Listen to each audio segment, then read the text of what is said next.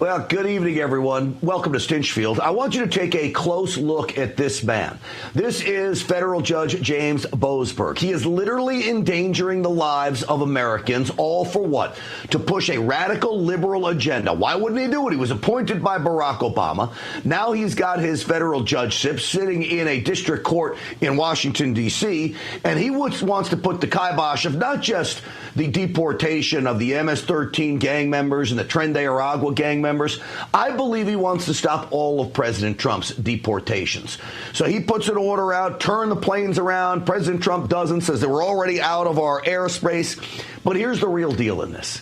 I don't believe one district court judge should be allowed to make law, which is virtually what he's doing with his rulings, for the entire country.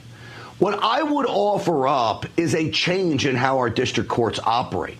If you go to a district court, his ruling ought to be just for that district as the claim makes its way up through the courts, getting wider and wider and wider, ultimately all the way to the Supreme Court. But that's not how it works. Here's President Trump's Stephen Miller.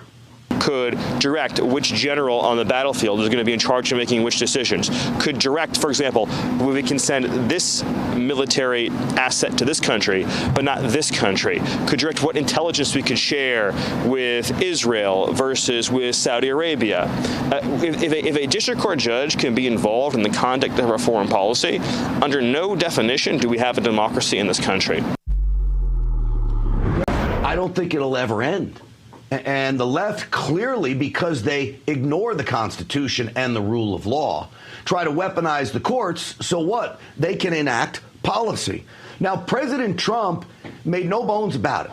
He wants this Judge Boasberg impeached.